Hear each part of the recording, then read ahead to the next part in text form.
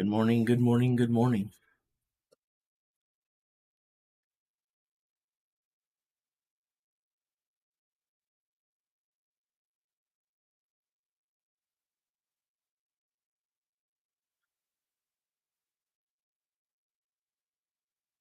Ready to get some strongman action in today. Should be a lot of fun. We'll get to crown a new rogue champion, although I guess my prediction is that we won't be crowning a new rogue champion. We'll be recrowning the current rogue champion. Mitchell won it last year, and I suspect he'll probably win this one as well.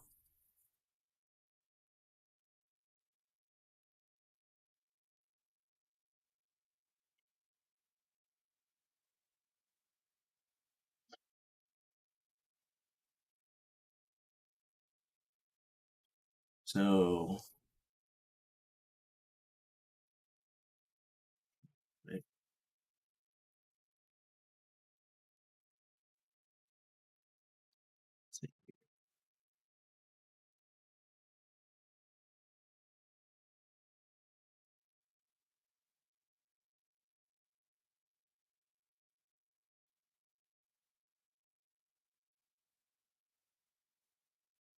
let's see here. Let's do a poll that we'll leave up for a while.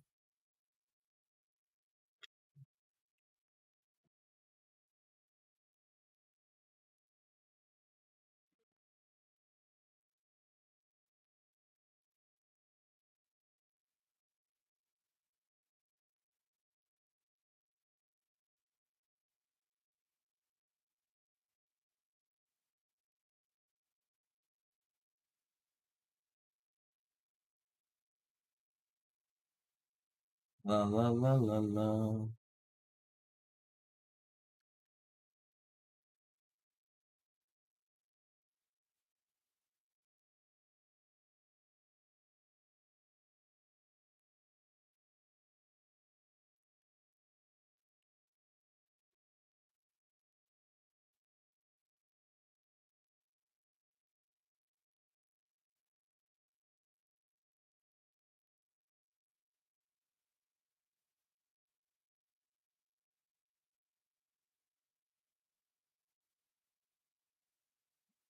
All right.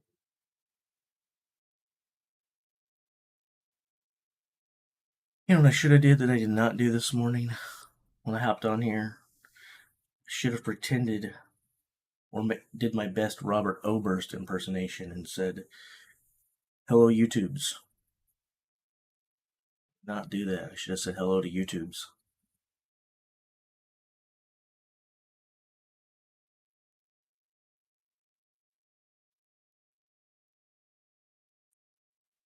Oh. Anyway, good morning, folks.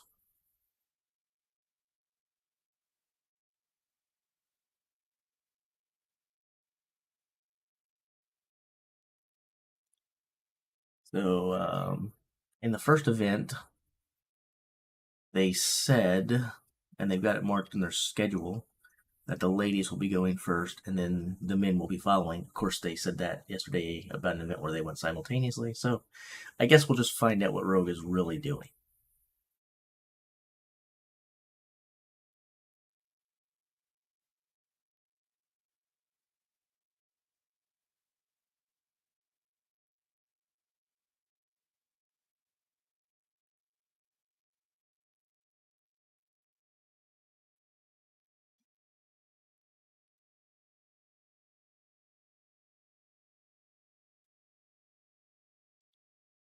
There's some way I could see these separate.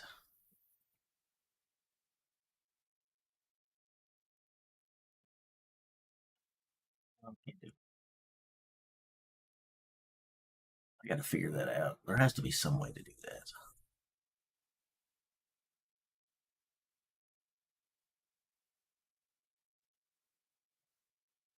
How do I press that? Oh boy, that didn't do what I wanted to do at all. Ugh,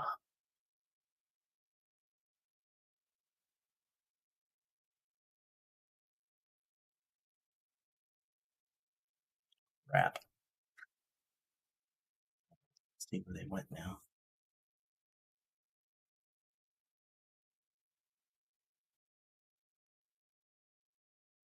Um, 2024 darn it, Jace. Invitational is brought to you by Road. Don't the official footwear and rock for the 2024 Road Invitational. Concept 2, innovating and manufacturing the world's best ergometers since 1982. Okay. Where did my docs go? OBS, why do you... I swear their software gets worse the more they work on it.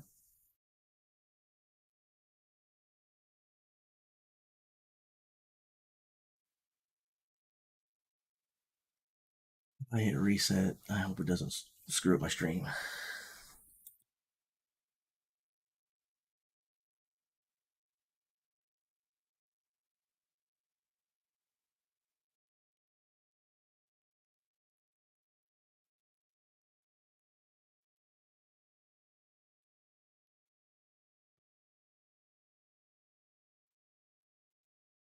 Excellent.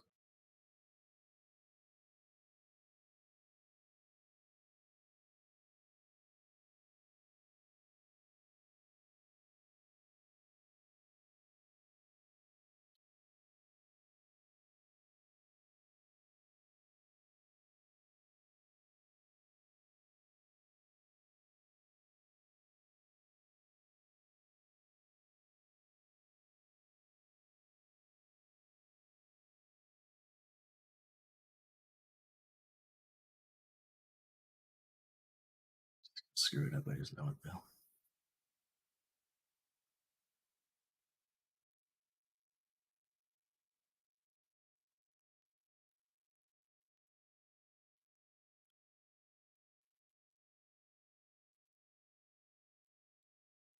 Where's it going?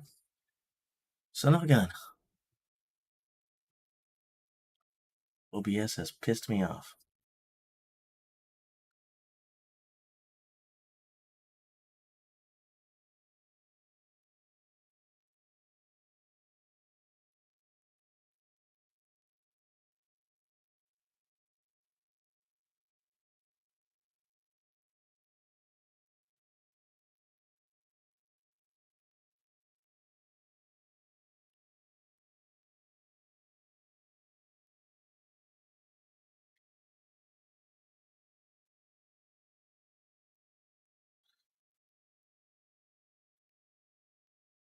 Okay, I finally fixed it.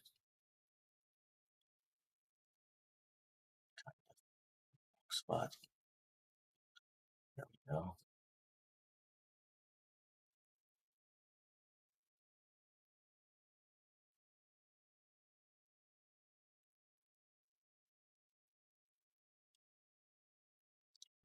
Maybe I can put that there.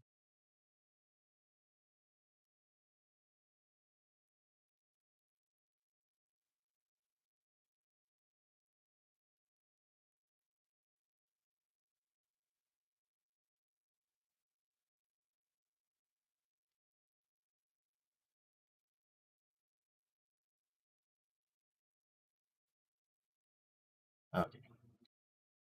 Fixed, fixed, fixed. It's about dang time.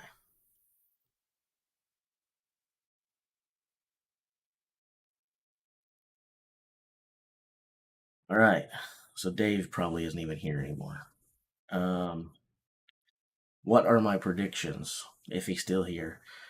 Uh, well, I guess my prediction is a big day for Mitchell Hooper. So yesterday he had 3 second places, which to me is a great day and phenomenal. But we have people who like to rip on people.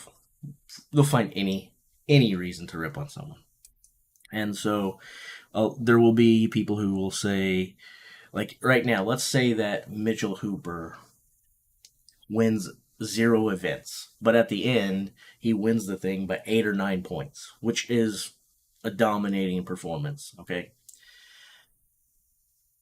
But Half Thor winds up picking up another win today.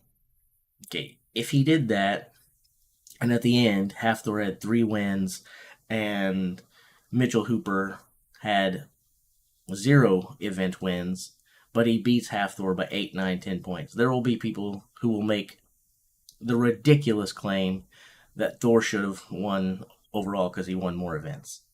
It's not a contest to see who has the most first place. It's a contest to see who has the most points at the end of the contest. That's the bottom line. Now, that being said, uh, well, I think having 3 second place finishes is an excellent day and an excellent performance. I do expect Mitchell to pick up 2 event wins today. So um, he might go 3 for 3, but I'm looking for probably 2 Hooper wins today, and then we shall see. And then I think I think there's a pretty good chance that the guys who are in the top 3 positions right now, Hooper, Thor, and Tom, might be the guys who are in the top 3 positions at the end of this thing.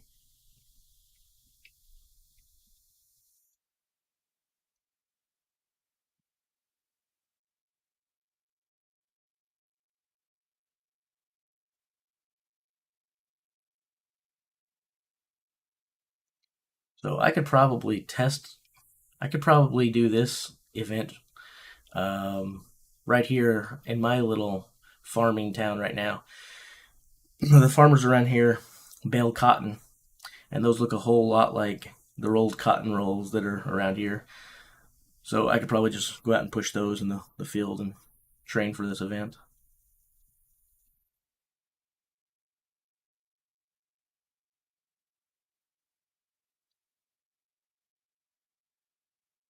So 3-time world's strongest woman Donna Moore still competing, but you can clearly see that uh, her best days in the sport seem to be behind her.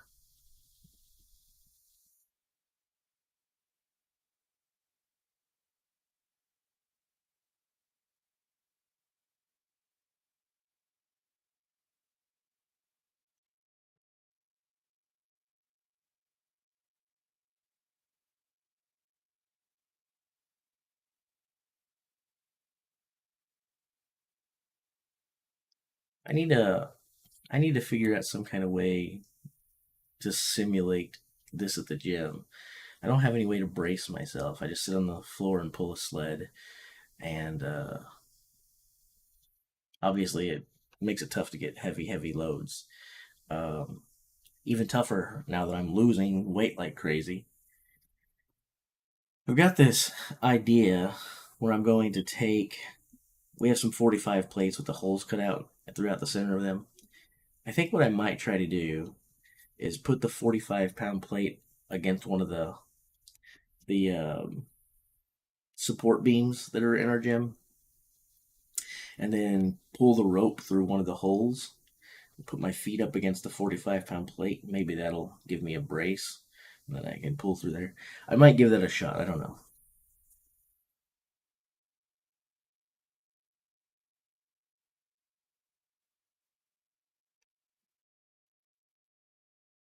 I think I'll give that a try tonight.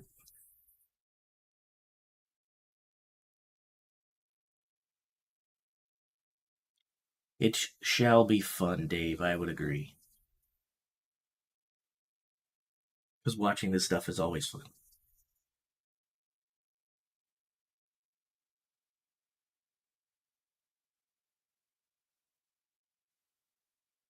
Didn't really see much in the way of controversy yesterday, or anything that I could really point to for like biased judging, or things that really seemed out of whack or inconsistent from one round to the next, or one competitor to the next. So that was good to see. Sometimes in our sport, there's a lot of talk about that stuff. Un momento, por favor.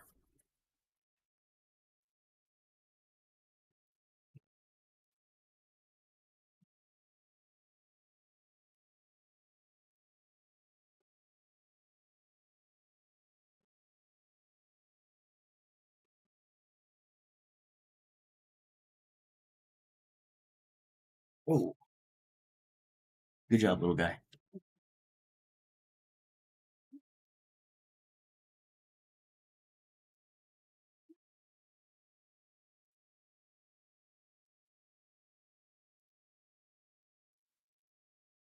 All right, I guess I haven't woke up yet. Got a big case of the yawns going.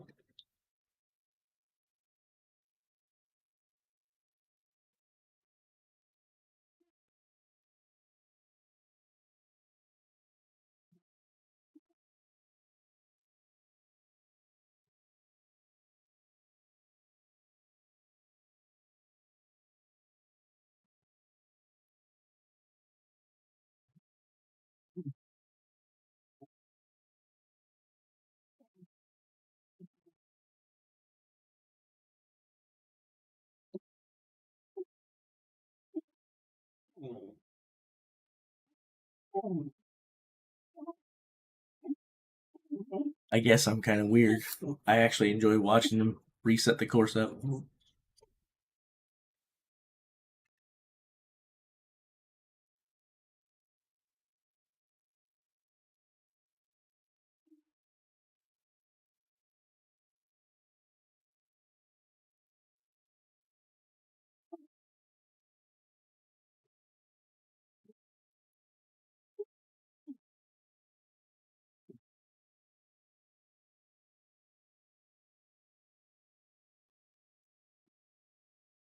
I'm gonna mainly stay quiet for a lot of today, unless you guys give me some stuff to interact with.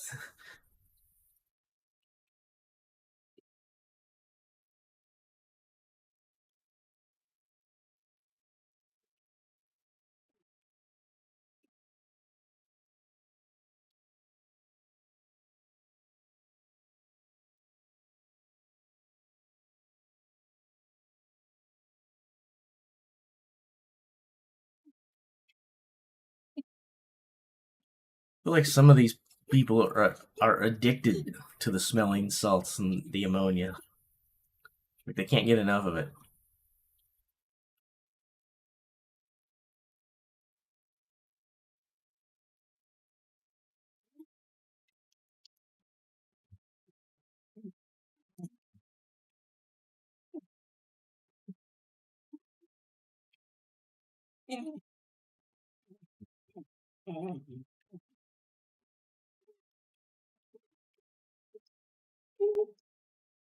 Tucker, shut up, dude. I know you have allergies. I can't do anything about it, dude. Stop it.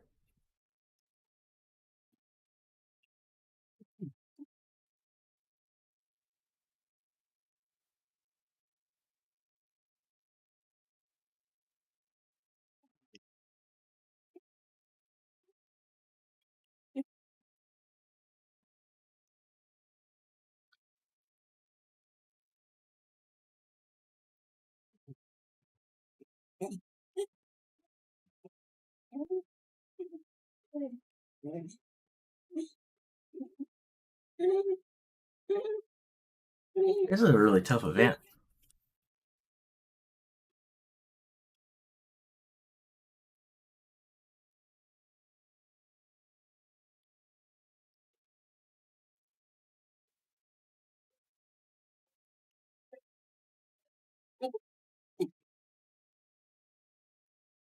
I would say that's a mistake stopping, but since this is a sled and not something with wheels where you can have momentum to keep it going, you don't want to let it come from a dead stop. It's a dead stop every time. So, um, I guess to stop and chalk up and readjust is not really a huge deal if you think it's going to help you grab it better.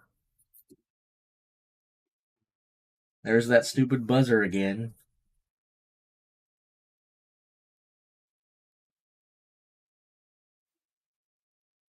Yeah, positively exhausting and grueling event.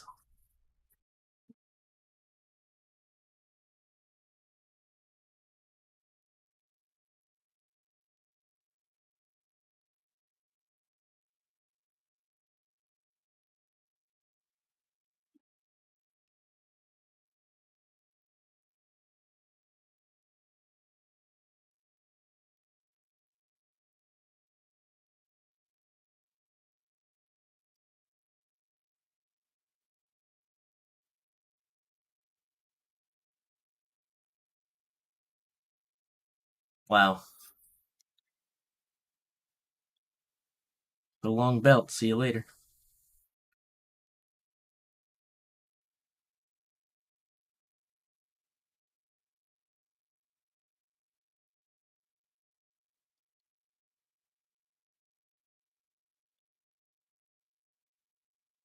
I popped a belt like that on the hack squat machine. Uh, I guess about a month and a half ago, doing hack squats of like 650 pounds, and on rep number 3, the belt just went flying with my big old gut. So I did a couple more reps without the belt and called it quits. And that was also one of the things that made me look in the mirror and go, Jace, maybe it's time to just try to get in a little bit better shape, a little bit better fitness, and stop being the strong fat guy around here.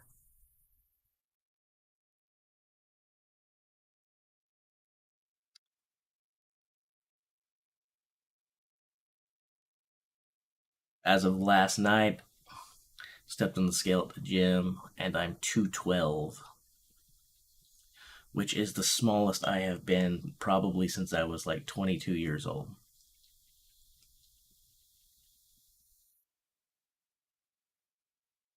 Maybe 23, 24. I don't know.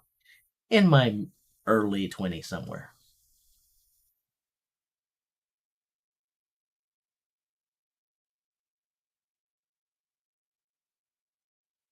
Kind of motoring right through these. Seems like it took them a lot longer to set it up in between the previous rounds than it did this one. That one was fast. Go, Rebecca. Go, Rebecca. Go, Rebecca. Good job. They told you can stop now.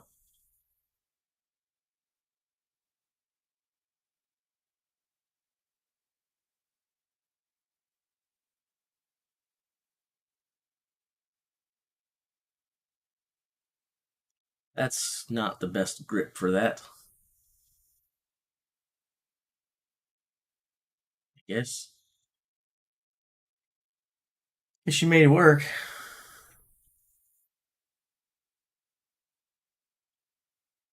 Husafelt bag.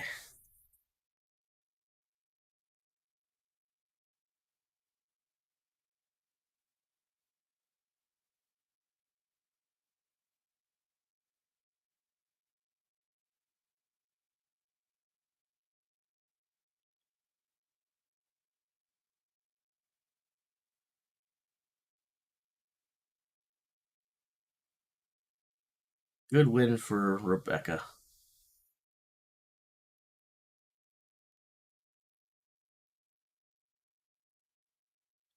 Yeah, really good win for Rebecca.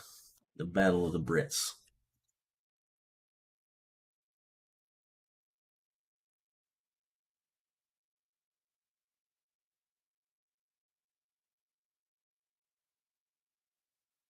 Now the question is, did Andrea Thompson pull that sled as far as Hannah Lindsay? They both didn't complete it. I think Hannah Lindsay's was a little bit further, but maybe not.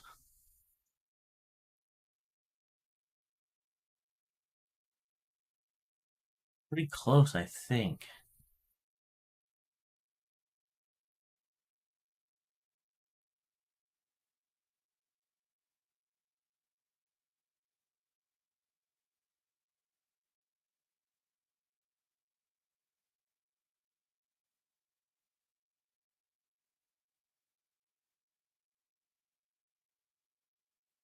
Looks like there's going to be an interview. Let's try to hear it. First of all, thank you, Scotland. Thank you, everyone. Got a thank you out of her. So Sweet. We're super excited to be here, and I hope you guys are quite entertained with us suffering. Thank you. Thanks, Sam. We appreciate you being here with us. Sam Beliveau, who had a great opening run, wasn't able to finish, but got really close. Now, Angelica Jardine and Lucy Underdown will be out next. And Angelica Jardine currently tied in points with Ogle Lashuk. All right.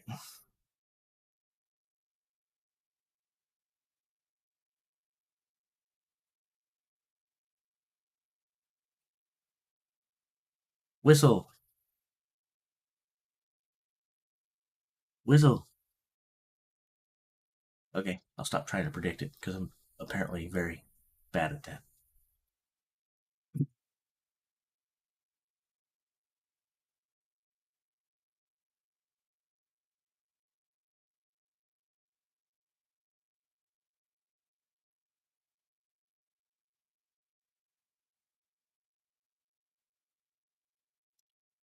That that bail, that's what I'm gonna just keep calling it, is rolling pretty darn slow for both of these, but especially for Lucy.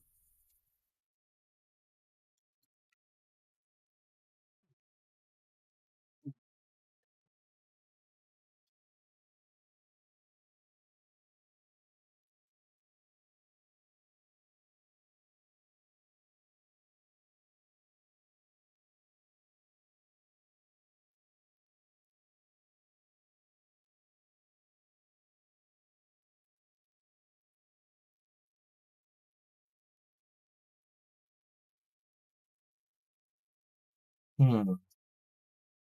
How did what's the peacock do? Um, I believe. Trying to remember myself. Someone in that heat didn't finish. Can't remember if it was her or the other. I think I think Melissa finished it in brutal fashion. I think she was pretty much dead when it was over. She was pretty much dead when it was over. I know that for sure. I think she just got across the line. So Lucy didn't do either of the first two apparatuses on this event very well, but she smoked that sled. Treated it like it was a seated deadlift.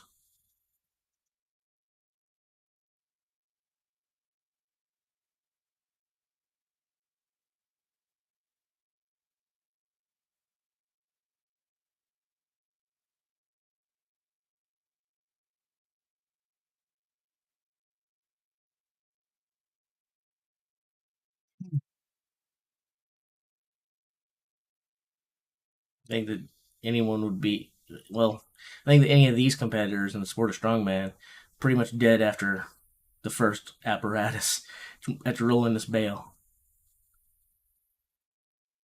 We're just not built to go like this. And then they made poor Miss Jardine go back and back and back.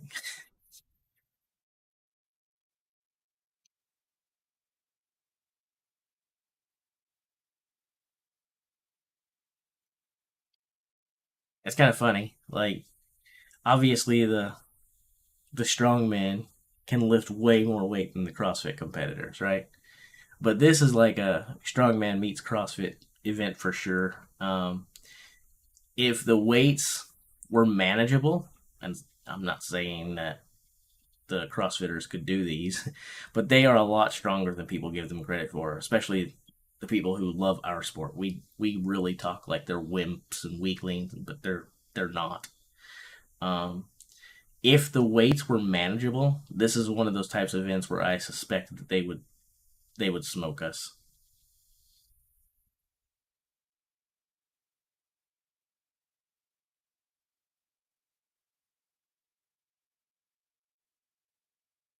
Oh, this is the first time we've seen Caradillo struggle in the entire competition.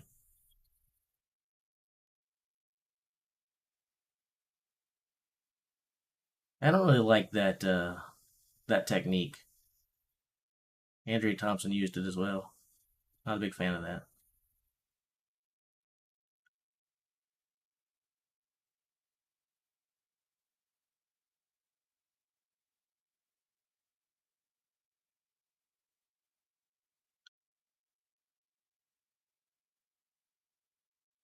All right.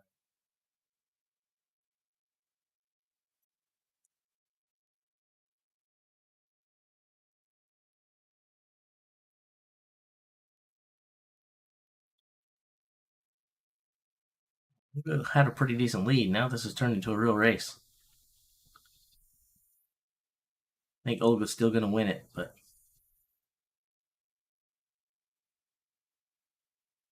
it's a lot closer and competitive than I thought it was going to be.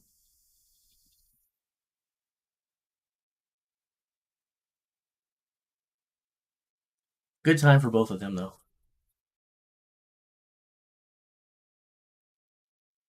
I mean, I guess finishing it is a good time because quite a few of the ladies did not.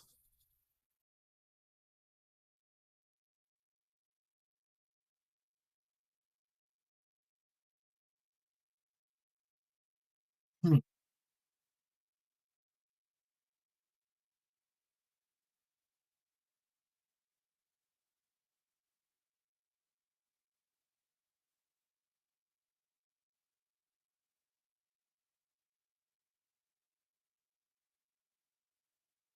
Good stuff.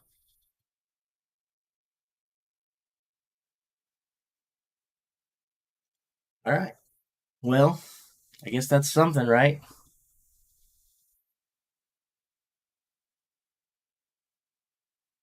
Oh, another interview. This event, what were you able to learn from them before you hit it? I think it was just learning that it was going to have to be a bit more pace than I thought it was going to be because that power drive push is disgusting. Um, and that sled, although it's not got any weight on it, it's deceptively really, really heavy.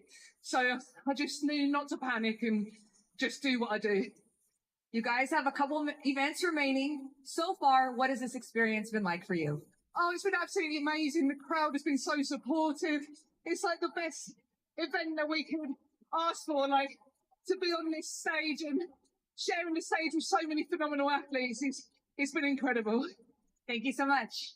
Thank you so much, everyone. Thank you. Lucy Underdown at 110.64 seconds picks up her second event win of the competition. Ola Lashuk is going to shave a point off Inez Carrasquillo's lead on top of the overall standings, and Rebecca Roberts keeps herself in contention with a fourth place finish. All right, so there we go. So yeah, those times in that last round were good enough for second and third. So indeed, good.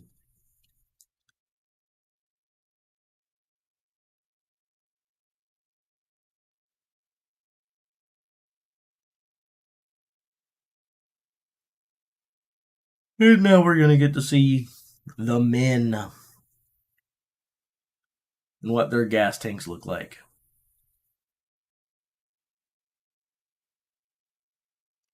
So, which of the men's athletes do we think will probably handle this event and its energy usage best and most effectively? I wonder if we would all have the same answer to this question or not. Really? Dave is putting his money on Thor. I'm not putting my money on Thor, Dave, but I'll be glad to take your money. This is a Mitchell Hooper win all the way around.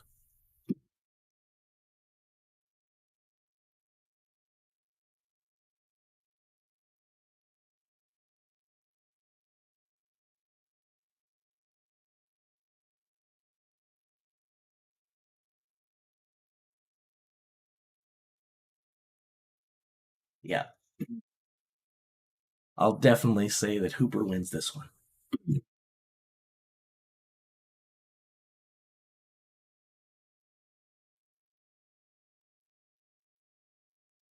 I also think Evan Singleton will do really well here. He is one of your athletes who usually comes in the best shape and most fit. Bobby Thompson is much more slim and trim and fit than he used to be. But he also has, like me, a foot problem with an ankle that doesn't move or flex. And that could be costly with some of this.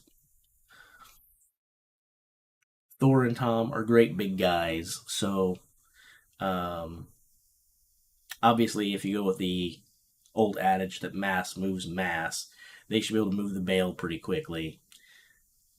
Holding on to the bag is not a problem, especially since they're amazing at holding and carrying things anyway. Stones, and then of course putting their feet up against that platform and pulling the sleds. Yeah, that's so I think honestly we could see some really, really excellent times and excellent performances here from the men. But yeah, if you ask me who I think's going to win and what the smart money is, it's Mitchell Hooper. I suspect, he'll be as fresh going into the sled as he was going into the bale. All of these guys, they're going to watch their energy meters go, yeah, the gas tank is just going to go like this. And I feel like Hooper's is just going to go.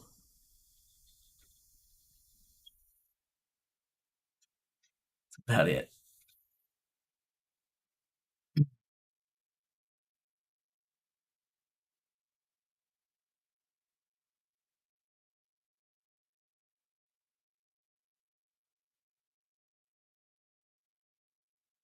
Yeah, I don't think he's going to have any problem pushing that bale at all.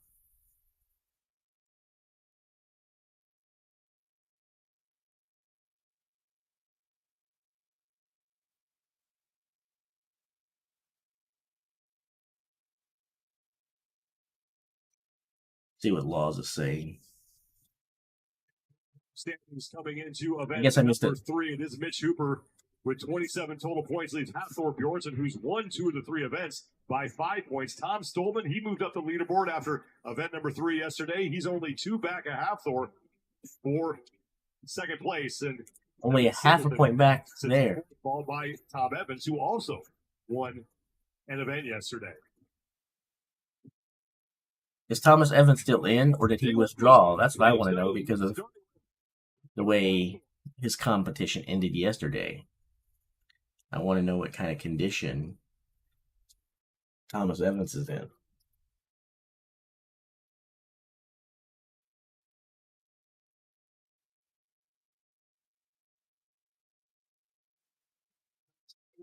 But to execute as well as he did and take the win, he will be over the moon.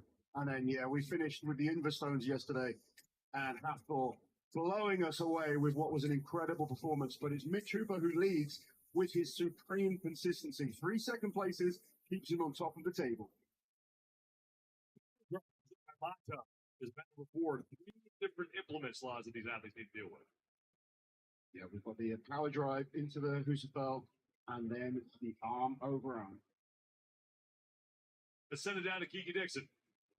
Guys, while this might be a new implement for our Strongman, we've seen it before with Rogue. They brought it out at the 2019 CrossFit Games. It's made a couple of appearances, but just to put it into perspective, in the 2019 CrossFit Games, they had 2 athletes on 700 pounds, a male-female pair.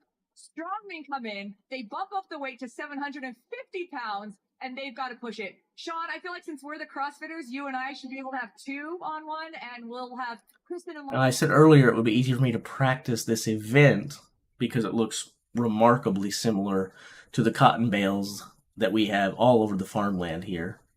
However, those bales run about 500 pounds apiece instead of 750. So while it would be good practice, it would be nothing like preparing to actually move the real thing. However, I'd also be pushing it over uneven farmland and dirt and soil rather than AstroTurf, which would be harder as well. So I don't know. I think it actually would be really good practice. I wonder what the farmers would say if I said, hey, can I go out there and push your cotton bales around?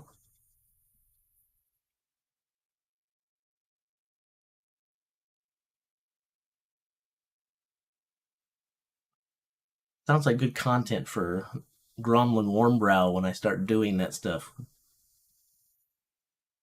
Might have to ask a farmer if I can do that. Put on my dwarven battle gear and go move straw bales.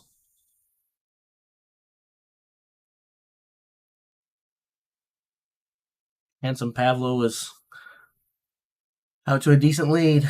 He has a good gas tank. He just doesn't have the static strength that a lot of these guys have. But if an event calls for technique or endurance or something like that, he usually is pretty good. He is feeling it now.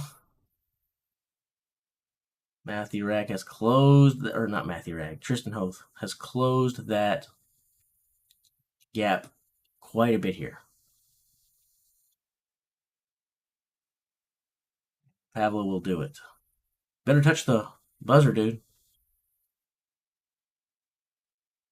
Did he ever touch the buzzer? Tristan, why would you stop there? You've got a foot to go. One good pull and you're done, man.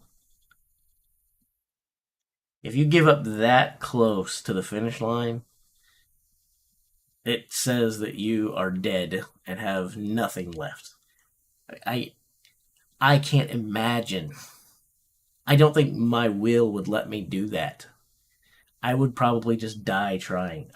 If I saw it that close, there's no way I'm stopping.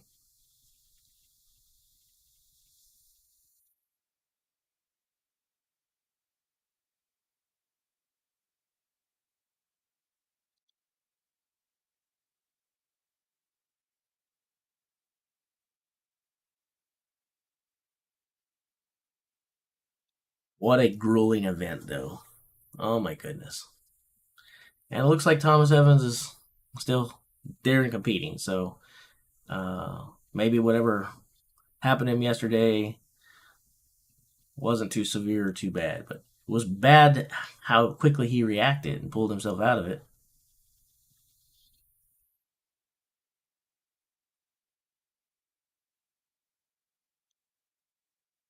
What are my thoughts on the fact that some of the competitors wrap the rope around their arms? I think it would waste a lot of time.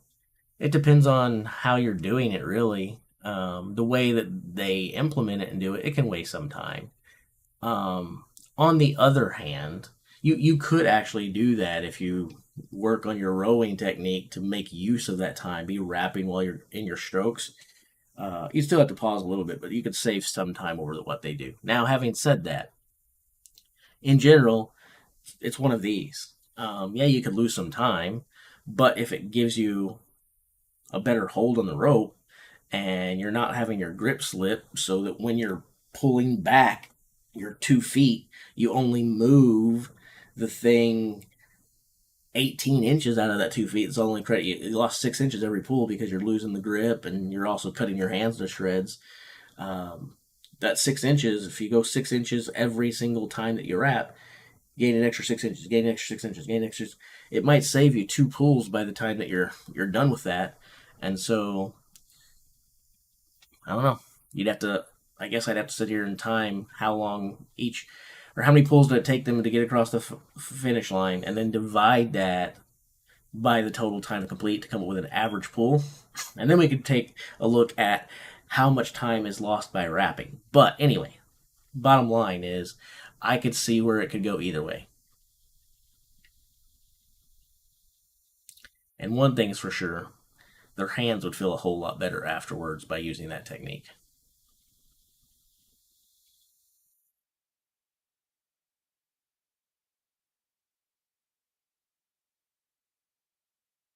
Luke is looking really good here. The old man is getting tired. I don't like calling him an old man since I'm older.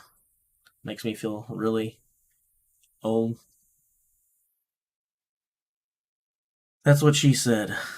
Ba-da-bum bum bum.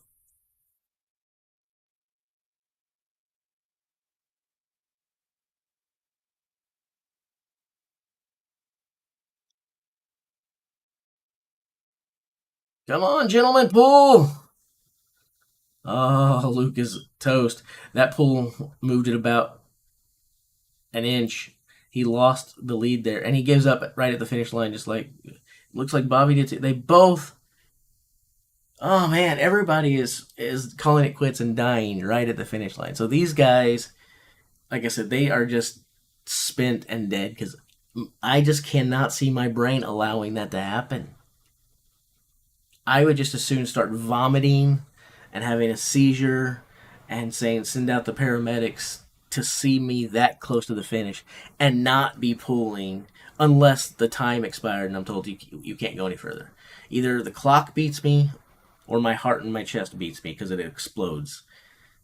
But anyway, obviously this is a super grueling event like we knew. But yeah, man, oh man, oh man.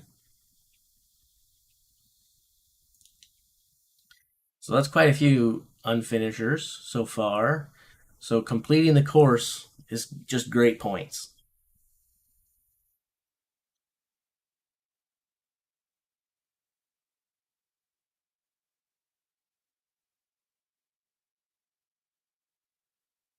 Wow.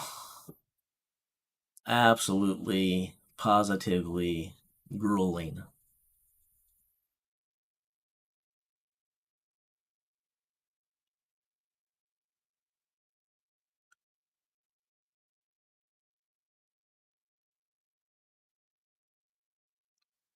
I guess it's pretty much time to sit here and wait.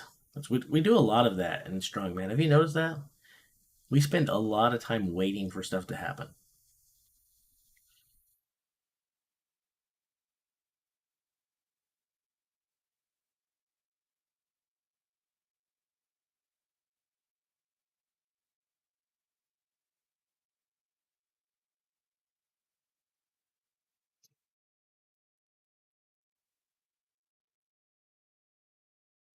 All right, so we're going to see the Kiwi versus the American.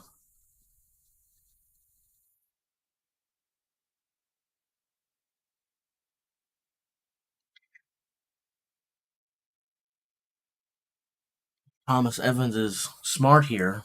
He'll pretend he's on the football field and he's driving a tackling dummy across the field with this first apparatus. And then he's picking a running back up and carrying them backwards on the second event until the whistle blows. And I don't have really a good football analogy for the sled pull.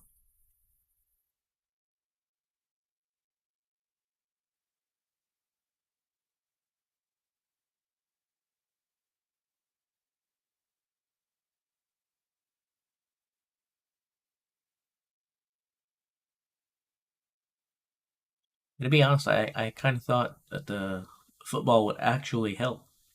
I was kind of joking, but kind of I actually thought football would help Thomas Evans on this first apparatus for sure. I thought he would do really well at pushing the bail, but it didn't turn out that way. And then again, there's also that getting injured yesterday and not knowing the extent of it, how bad it is, and all of that stuff. It looks pretty bad there, doesn't it? Can't even pick the stone. The stone. He can't pick the Husafeld bag off the ground. Looking more and more and more. He got it taped up there. Probably is a bicep tear. I think it has to be minor for him to come back out and compete. Super minor. And even then, you're a tough SOB to go out there and do that. So maybe it isn't a tear. Maybe it's just a strain. I don't know. And I agree, Banana Hammock. It is a pretty cool event. Not one that we're used to seeing in Strongman. And if you go out there and ask them, they'll probably tell you they don't ever want to see it again. This just looks like it's incredibly brutal. I said earlier that it looks to me like more like a CrossFit event, and I actually suspect if the weights were manageable, their athletes would smoke us at this. I didn't know that it actually is a CrossFit event because they said earlier that Rogue has done this in the CrossFit Games a couple times. Just the first time that they brought it to Strongman. So, yeah, I suspect our athletes, after getting a taste of this, are like, no, thank you. Please don't bring this back next year. And I'm sitting here thinking, as long as I don't have to do it, yes, please bring it back next year. And the year after that, and the year after that. As long as I don't have to do it, this is an event I can watch and enjoy. I can appreciate their suffering. Now, if you tell me, hey, Jace, we're going to go do this, I just might happen to come up with some kind of mysterious illness that day and won't be able to compete. Or there'll be some sort of family emergency. Something's going to happen, more than likely.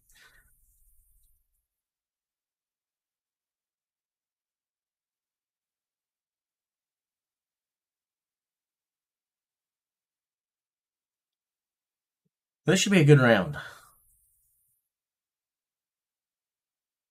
And I think Evan is going to do well here. I think.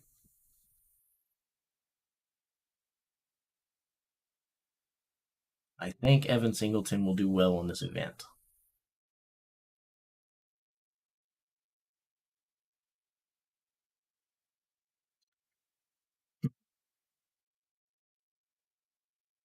I always feel weird, like, saying that I expect big things from Evan, though, because, again, he's so wildly inconsistent. He can go out there and win every event, and he can go out there and lose every event just because he's Evan Singleton. And you don't know what you're going to get from him. You have no idea. Big Tom's got that moving. Moves mass here is working for him pretty well. I don't like that technique, but it worked.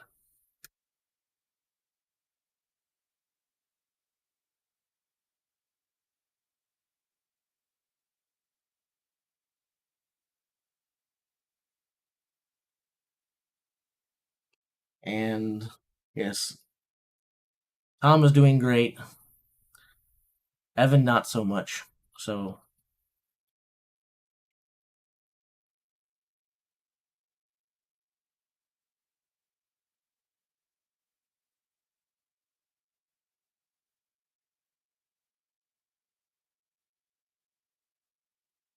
I actually think CrossFitters would love an event like a truck pull. Now again, the challenge is finding the right weight, right?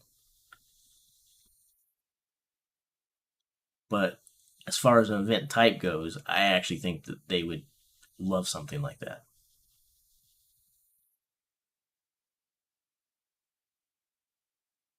Yeah, I expected bigger things from Singleton here, um, and that should teach me and show me too, because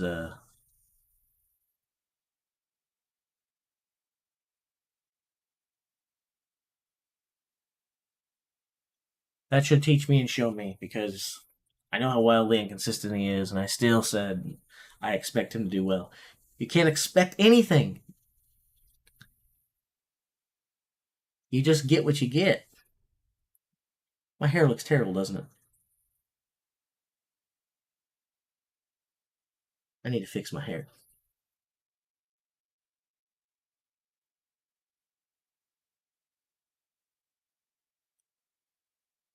Can't really do this. The camera is reversed, and I'm trying to fix it, and it's just weird.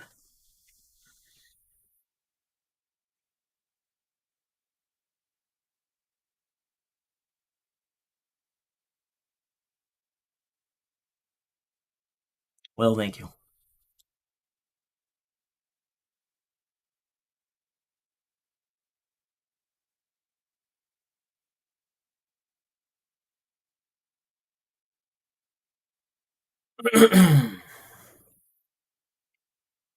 Well, I really did think that Evan Singleton was going to be a front runner on that event. Um, so, um, hmm, interesting. Now we get to see half Thor.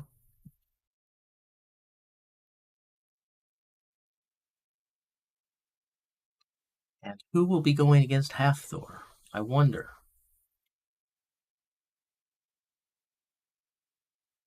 Oh, yeah, that guy. So this is really the battle that everyone wants to see, right? I think Hooper wins this. Um, if you if you said you think Thor will, like Dave Campbell said that earlier. I don't think you're silly. I mean, again, Thor definitely has the size advantage that will help in some of these things. And for a big guy, he moves. But I think that Hooper is plenty statically strong enough to help with this. And he's got energy for days and days and days. I think that this is a Hooper win.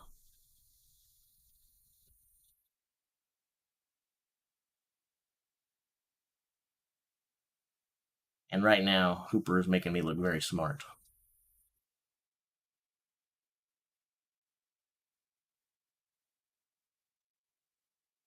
It took Mitch a lot longer to get that bag up than I thought it would.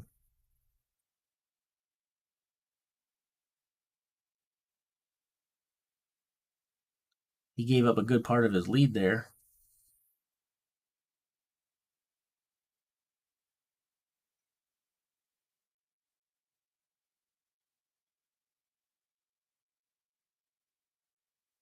Half Thor's coming back. Half Thor is caught up to him. Half Thor takes the lead slightly. Mitchell has the lead. Thor has the lead. Hooper has the lead. Thor has the lead. It actually looks like Hooper is going to wear out before Thor does. Thor is going to win this event. Thor is winning the event. There you go.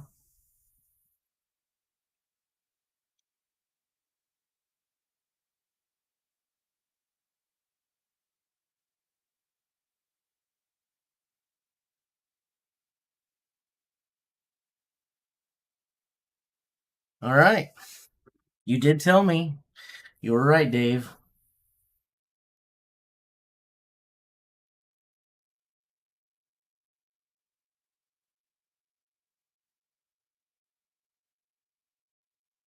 Mitchell got off to a great start.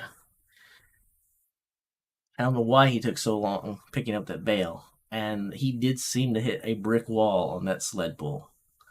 Once they reached the halfway point in that course, that power was gone.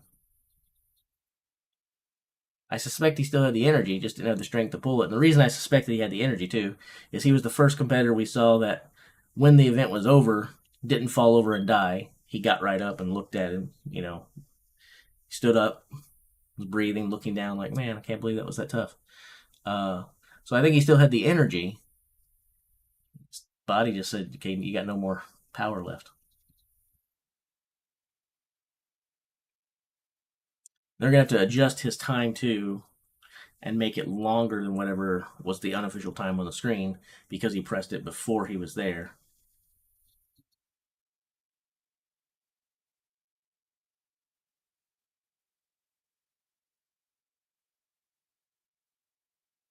Yeah, that's probably a third or fourth place for Hooper.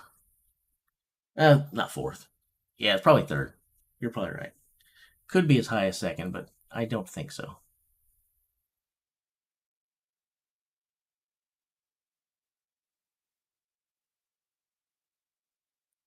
A third place for Hooper, again, I thought he'd win that, so I thought he would just really gain some ground. Looks like Tom wins the event.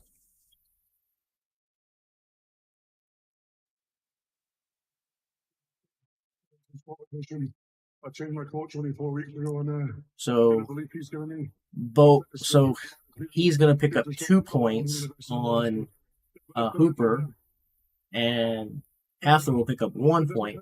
So Hooper still has a lead, but now they're a little closer, and there's actually only 1 point separating Tom and Thor now. But Thor had a 2-point lead over Tom. Now he's only going to have a 1-point lead. Just keep driving through the line, just make sure I finish it, and that's what I did, and I finished it the fastest time, so I'm happy. A W, no doubt. We have 2 more events remaining on the weekend. How are you feeling about your performance thus far this weekend? Yeah, I'm very happy. Obviously my deadlift's my biggest weakness right now with the injury I've had, but I knew every single other event I'd be competitive, and that's what I'm doing. And winning this event for me was a massive confidence booster as well, and 2 great events coming up. Thanks again. Congratulations. Congratulations, Big Tom. Now, I'm sure that a lot of people are happy to see that, especially there locally, right? There in Scotland, a win for Tom, but also just with everything that's been going on with Tom recently, a lot of his fans, I'm sure, see that performance and pretty happy for him. And yeah, yeah. So I suspect Mitchell Hooper will not be happy at all. Well, we got a poll up right now. You want me to end the current poll?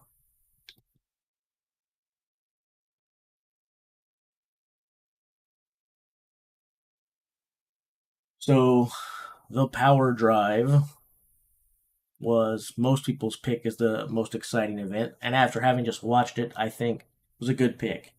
Yoke, Escalator, and Circus Medley each picked up one vote apiece because we have nobody here. The buzzer is a good idea. I don't like the buzzer at all. Now, if you ask me if logically it makes sense, I understand why it's there. I do. I don't like it from the standpoint that I still see refs out there with stopwatches, so it looks like they're having the starting time at least, and I don't exactly know what they're counting as the official start time for that thing to automatically stop the time. I want to know, and I want some transparency between the mechanism of the start and the end. Obviously, the buzzer signals the end, but what else are you doing? And the buzzer can't signal the end totally in cases where we just saw, like with Mitchell Hooper. He stopped that buzzer when he shouldn't have at 1:14.89 because the sled hadn't reached the point yet, and they said keep pulling. So he had to pull it again. Once they readjusted, they just showed his time on the screen was 1:20 something. So he added an additional 5 or 6 seconds, even though the buzzer had stopped the time. So what else are they doing to stop the time? I'm glad that they had another mechanism in place, but I want some transparency. I want to know what was controlling that. The second thing, outside of just wanting to know what's going on there, that I don't like about the buzzer is simply we're not used to it. These guys don't know. They completely forget about it. Now, part of me says that's on them and that's not Rogue's fault. I talk about the rules all the time, follow the rules, be prepared. That's part of being a professional. You got to do that. But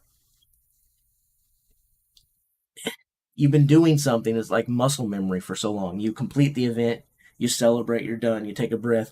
You're not used to completing the event and then go hunting for a key. So I feel like if this sticks around and they do the buzzer, then this complaint goes away. But right now, I look at it and I go, it's just frustrating um, that the guys have to be reminded, hey, go do that. But I guess you want a poll so that other people can weigh in besides me. So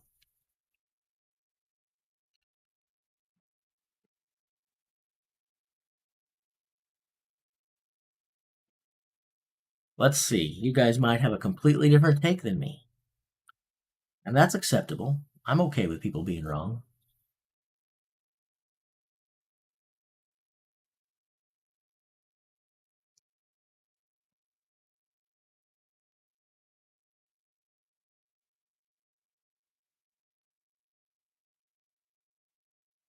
Yeah, I'm all for automated systems, AI, using technology, all kinds of things. I mean, that's what I do for my day job anyway. You know, I'm Mr. Tech, and I help create a lot of automated systems and things. To me, there's no reason not to be leveraging that stuff at this stage of the game. And to make it again automated so that you don't have to ask anything of the athlete. You have something that's ironclad, accurate to within a millisecond, and at the same time, it works without any user intervention or cooperation. I believe that our sport needs that badly, but again, I'm biased, right?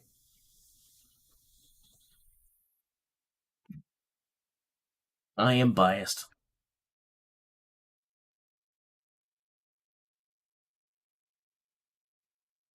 So, our first strongman event is over, and we have got some serious time before the next event.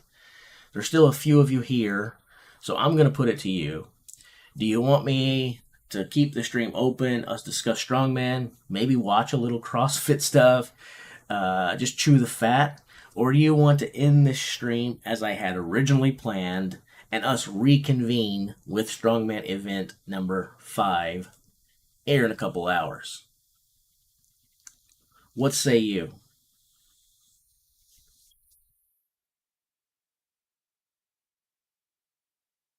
Well, Dave, so the laser across the finish line, that would be one way to automate that, but that only helps again with the ending time. There has to be a way to track starts as well. Um, and I actually think that one of the things that they could do, I'm sure this will be unpopular and nobody will agree with me, but I'm going to kind of keep your laser idea here. But instead of having a gun to start and signal, because that's going to test a person's reaction time, I really want to know how fast they completed the course, but we can't sit around and wait for everybody to be ready. But what would be kind of cool, I think, and super duper accurate would be if we had some sort of marking at the start of the course and a marking at the end of the course. I think pressure is probably a better way to do this than a laser, but I don't care what system you use. But I think gravity is plenty capable of giving us the answer that we need here. Anyway, what I would say is, yeah, it's okay to have a whistle or something go off, and that basically tells the guys to go, but that doesn't officially start their clock. What officially starts their clock is the movement. When they take off, when they start moving the sled. So once it goes from a resting point to a mobility point, boom, their time officially starts. And then once they cross that finish final plane, boom, the time ends. Then we're going to know precisely how long it took for them to complete a course. They might be staggered, or it might be a guy a second or two behind here and there because they know that they don't have to worry about the whistle and have iron efficient reaction times and readiness. But you could even penalize so they don't do that. Like, okay, yeah, you have that start, but if you don't make your first attempt or movement within 2 seconds or something like that, then you incur a penalty. You could do something like that so that to make it spectator friendly, where you don't have a guy take off as they're supposed to and another guy like trying to get psyched in and getting ready, and probably wouldn't happen anyway. But you could do stuff like that. But anyway, that's kind of what, like, as someone that likes accuracy, I am a big stickler for accuracy. And as someone who is interested in who did that event the best, and I think the best way to know who did the event the best is to see who did the event like an event like that in the shortest time possible. And so I say, figure out a mechanism to track when they began, when it ended, and don't worry about the other crap.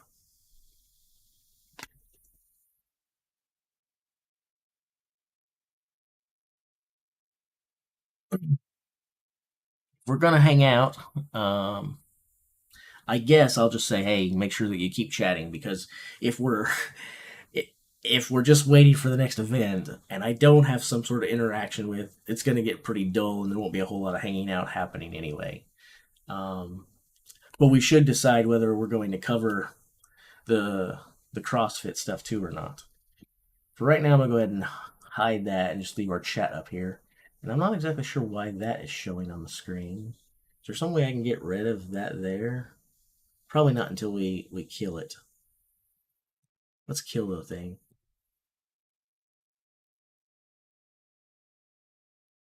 Let's see here. So one of us says the buzzer is cool. The rest of us say, hey, leave our sport alone. We've been fine without buzzers up until now. We're fine without them. Okay, let's see here. Strongman and Woman Event 5. 3:15 GMT. That's 6 hours early. 6 hours earlier for me. 9:15. So about an hour and 45 minutes. Yeah, about an hour and 45 minutes till the next event. So quite a bit of time.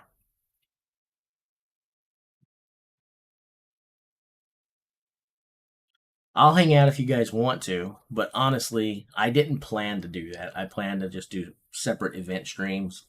Um, but I'll let you guys decide.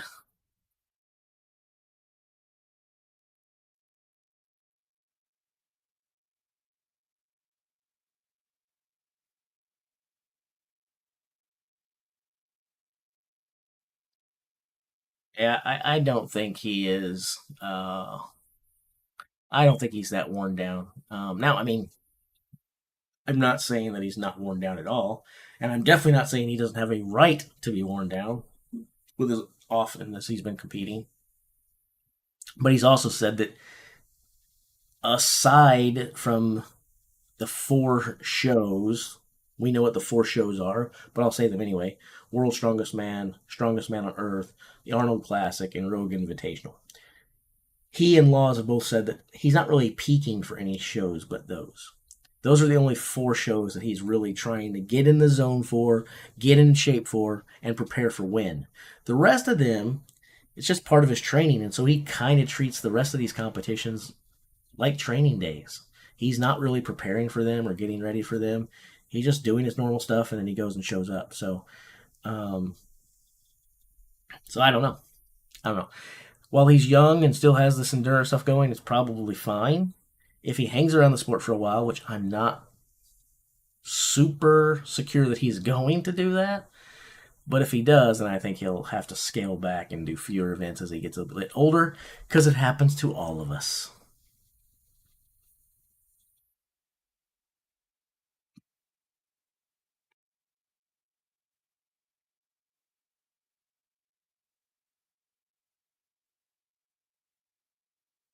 Ouch.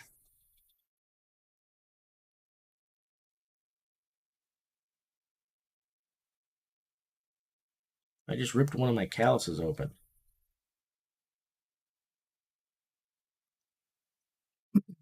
Okay. Stop playing with your flesh, Jace. All right. Banana Hammock says, hey, end it because I'm a misogynist and sexist jerk, and I don't like people who are really fit. So, I mean, that's exactly what it says. I read it from the chat. So, uh, so for everyone that agrees, feel free to say I concur, and we'll end this right now. Or if you say, hey, let's get that nonsense out of here and let's support these fit boys and girls and our ladies who make men feel very insecure about themselves. Let's just stay right here, then that's fine. Although, just so you know, when it comes to the coming back in an hour and 45 that I was talking about now, or a minute ago, which I guess is about an hour and 40 now, that would be the start time for the women. So if you're wanting to just wait for the men, you would change that hour and 45 time to probably about 2 hours and 15 minutes. You'd probably add another half hour to it. Yeah. I will be here for both, but I don't care about the rest. Part of me says, Jace, going back to bed and getting another hour of sleep sounds pretty good, if I'm being honest.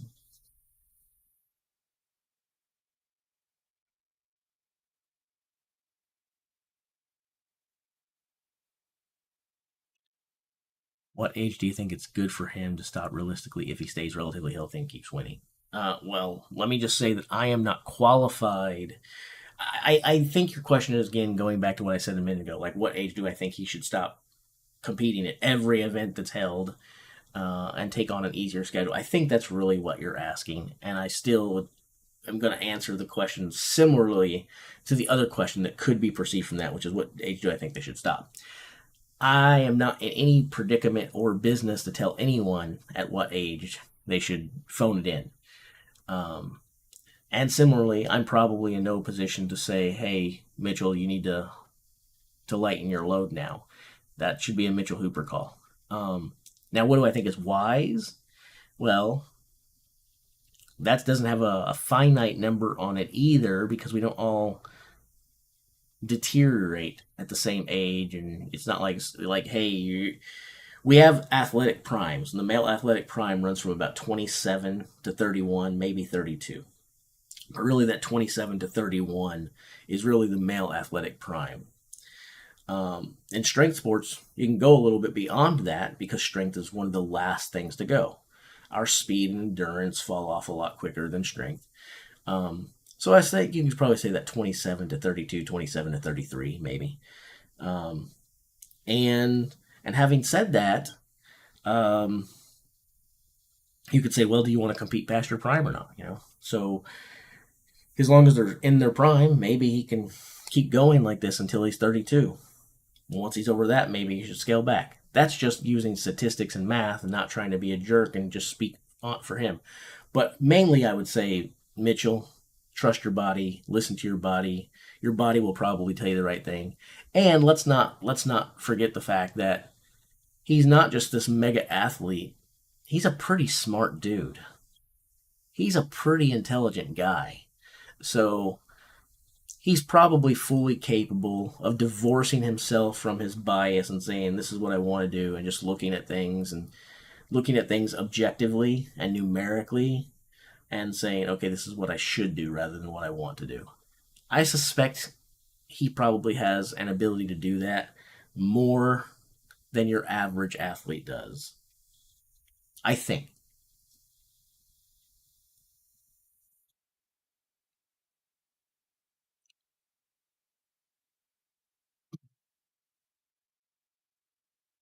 I definitely don't think we'll see him competing at 35.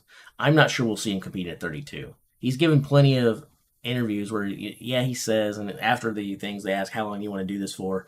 And he'll say stuff like, as long as I'm feeling good and enjoying it, I'll keep doing it, which is a nice non answer. But when pressed, and he's not in a competition, he doesn't have 10,000 fans sitting there waiting to cheer or boo everything he says, then he says, I don't really think I'm in this for a long time. And he already tells you he's already accomplished more than he thought he would. And if he walked away today, he would be happy and satisfied with his career.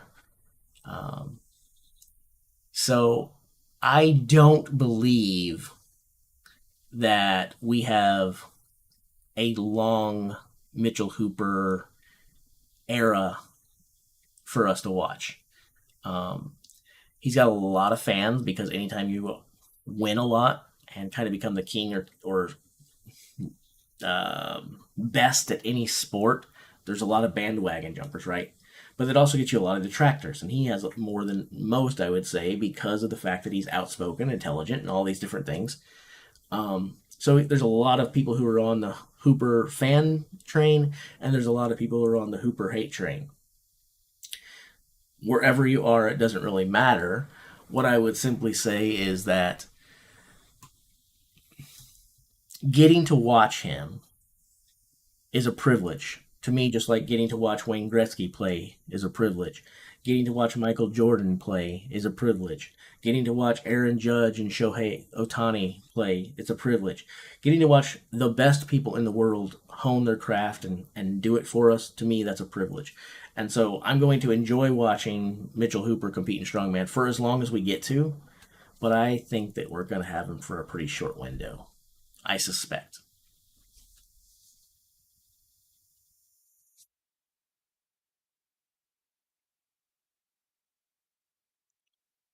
Well, outdid the men is kind of tough to say because they're not doing the same thing, right? It's subjective. Now, that being said, there have been numerous times where we see the men and women doing things, and more often than not, there's a reason I'm not saying always, more often than not, when it comes to completing a course or something like that, more women fail to do that than the men. It's pretty common to see an event where we only see 1, 2, 3 women at the most complete something when the entire field of men do, or 9 of the 10 or 8 out of the 10 do. However, not a knock on the women. What I would say is some of the things that I am most impressed by when I watch these competitions are things that the women have done. some of the things that they have been able to accomplish are crazy. Some of my most favorite memories in the strength sports are done by women. Um, Here a while back when they were doing that car deadlift, and Melissa Peacock did 22 freaking reps. Um, and that's probably the event you were talking about, really, where the women did better than the men. And I'm not sure that that's really true either. There were, again, the men were more consistent, but you had a couple standout ladies who did really well. But the most of the ladies did not really do that well. But Melissa Peacock, oh my gosh, 22 freaking reps. That was, my head exploded. Um, and I don't know. I just think it is enjoyable a lot of times to watch the ladies win, lose, or draw. They seem to really give max effort, and they fight, they grind, they're vicious. They're vicious, and I enjoy it. I do.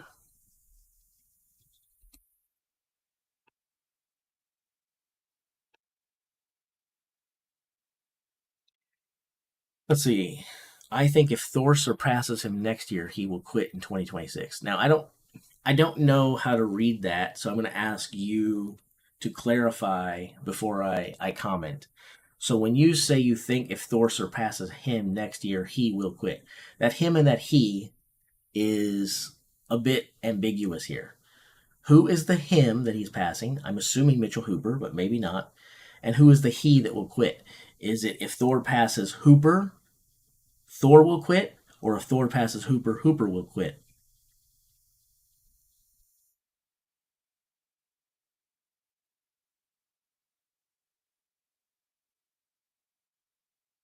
Depending upon what your answer is here, we will either be in complete agreement or complete disagreement. I will either have say bravo, I agree, or I'll be like, boy, do we have different takes on this, and then I'll explain why.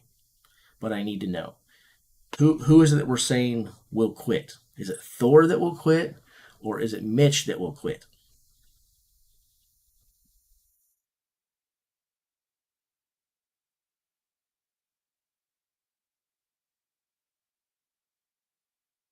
Okay, that's what I thought you were saying, but I wanted to be sure. And this would be the thing where I would say we have wildly different opinions on it then. I actually think that if we want to keep Mitchell Hooper around and we want to see him have a longer life in the sport, which I do because, again, I enjoy watching him, I think it would be good for him to start getting beaten, whether it's by Thor or someone else. I think our chances of keeping Mitchell Hooper around are much higher if he's not dominating and running away with everything. I think what's going to make Mitchell walk out the door quicker is if he keeps doing what he's doing and winning every dang thing. Once he starts getting beaten by Thor, by Tom, by insert human's name that we haven't met yet, I think that's going to light a competitive fire under Hooper where he's going to be like, no, you're not going to beat me. Okay, you bested me today, and maybe that's my fault because I didn't prepare for this moment the way that I should have. Maybe I took everybody for lightly. Maybe I bought into my own hype. Maybe this, maybe that. But I'm going to come back and I'm going to reclaim this crown. He has that competitive fire in him. Even if he doesn't necessarily love the sport the way that we do or grew up with it the way that we did and he's new to it. And so I really do believe that if people start beating him or making it competitive, he sticks around longer.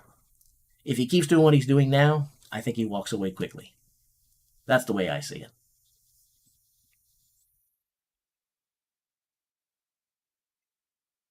Thanks, Wayne.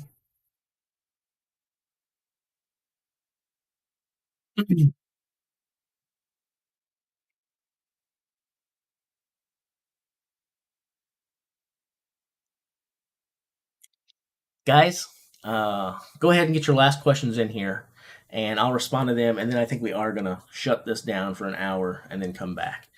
Um, a, I am a little tired, although I don't think I'm going to get a chance to go back to bed. But I'm also hungry, and I'm parched, and I'm got that dry mouth thing going on, and so I'm going to take some time to recover and build up. So ask whatever you got in here now, and I'll respond to it, and then we're going to take a break, an intermission. By the way, if you're new to the channel, like and subscribe, right? That's what you're supposed to say in these. I always forget to do that. So if you are not a subscriber, do it. It doesn't cost you anything. And if you enjoy the commentary or you enjoy my passion for the sport, even if you think I'm bonkers and brain dead and don't know what I'm talking about, you'd be wrong. But if that's your opinion, that's fine too. As long as you're somewhat minusculely entertained, hit the like button. So there you go.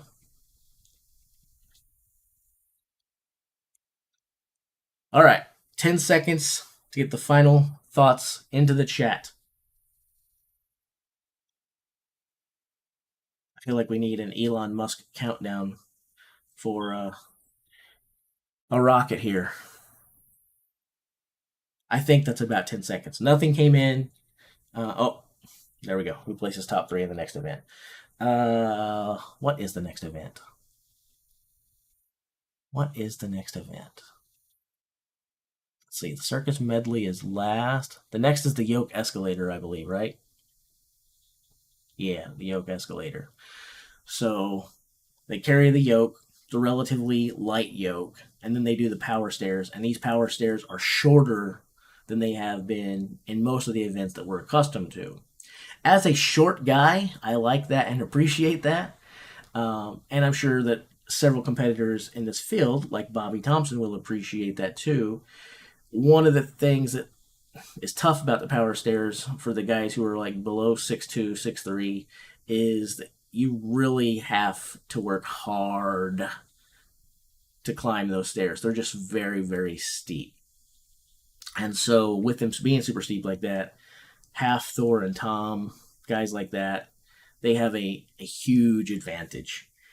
Since these stairs will be lower, I don't expect that to be pronounced. And who do we think is going to win in a yoke? We always think Mitchell Hooper is going to win a yoke, right? And because the stairs won't be super high, not that Mitchell Hooper is short, I think he's like 6'3", but that's also not 6'8" and 6'9", right? But he should be able to handle these just fine. So I would say we'll see a Hooper win in the yoke escalator.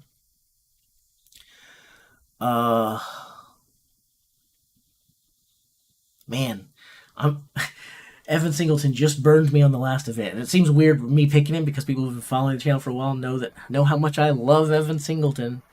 But I just said that I expected him to do really well in the last event. Not that I was predicting a win, but I thought he'd be in the top 3 for sure. He let me down there, and I just said you can't bet on him. You can never bet on Evan because you don't know what you're going to get. And here, I'm about to do it 2 times in a row. I'm going to say Evan Singleton finishes second in the yoke escalator because he is super good at power stairs, and he's pretty good at yoke too. And then third place, I'm going to say goes to Half Thor Bjornsson.